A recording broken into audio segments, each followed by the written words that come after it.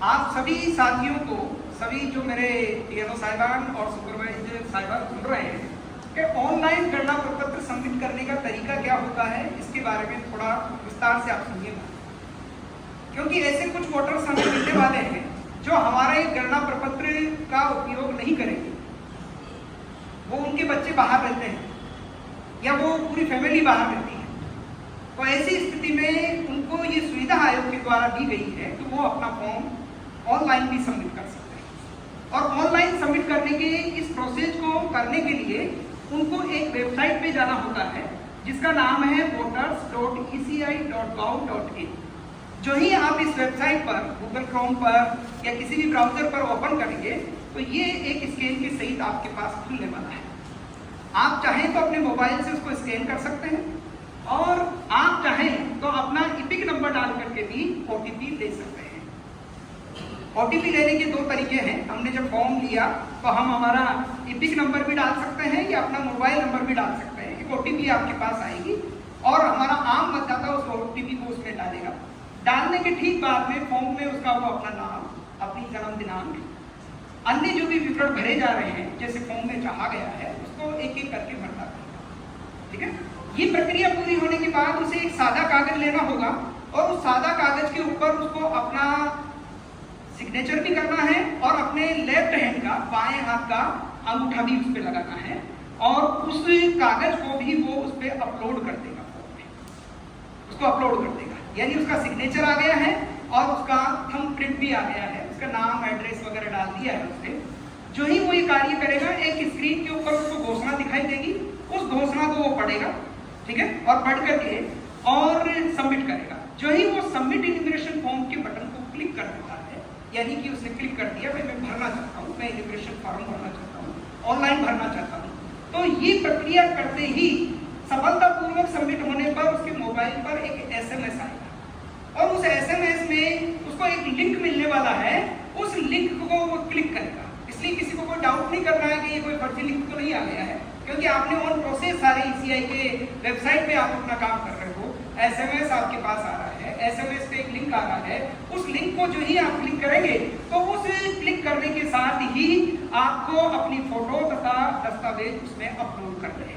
यानी कि मेरा वो मतदाता जो ऑनलाइन फॉर्म भर रहा है वो अपना फोटो भी लगाएगा जो हमारे फॉर्म की नीड होती है, और वो दस्तावेज, जैसा कि आप सभी साथी अच्छी तरह से जानते हैं, अगर वो 1/2/2002 से पूर्व का मतदाता है तो मतदाता सूची की फोटोकॉपी लगाएगा और कोई दस्तावेज की उसको अन्य जरूरत नहीं है। अगर वो मतदाता हमारा 1/7/1987 से पूर्व का जन्म का है तो अपनी स्वयं की कोई ना कोई 11 में से एक आईडी लगाएगा। अगर वो 1/7/1987 से लेकर के 2/12/2004 के बीच के जन्म का कोई है, उसकी डीओपी है, तो वो स्वयं का भी दस्तावेज लगाएगा और अपनी माता और पिता में से किसी एक प्रूफ उसको देना होगा। और अगर वो 2/12/2004 के बाद का मतदाता है तो इन दैट केस वो स्वयं की भी आईडी लगानी है, उसको पेरेंट्स में से माता और पिता दोनों की आईडी उसको लगानी होगी। यानी ये समस्त दस्तावेज अपलोड करने के बाद क्या नाम से वो आवश्यक दस्तावेजों को मोबाइल फोन से अपलोड करेगा, यानी कि सबकी फोटो खींच के उसमें डाल देगा।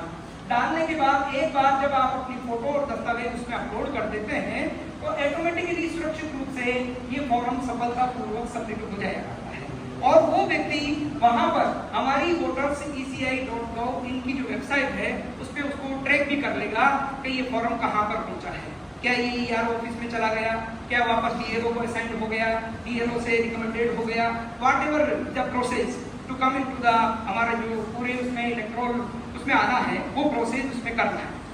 अब मैं आपको 1 मिनट के अंदर ये भी बता देता हूँ, फॉर्म तो भर दिया, बेंगलोर में बैठे हुए किसी बच्चे ने फॉर्म भर दिया, ईआरओ डेट के ऊपर फॉर्म आ गया, आपको असाइन किया जाएगा। बीएलओ साहब को क्या करना है, यहाँ से एक इंपॉर्टेंट बात आती है कि सर हम कैसे वेरीफाई करेंगे इस बात को। तो बीएलओ साहब को अपने इन सारे कागज जो उसने ऑनलाइन लगाए हैं उनको डाउनलोड करना है और डाउनलोड करके उसकी हार्ड कॉपी अपने पास निकालनी है और कॉपी निकाल करके उसके घर जा करके उसका वेरिफिकेशन करना है।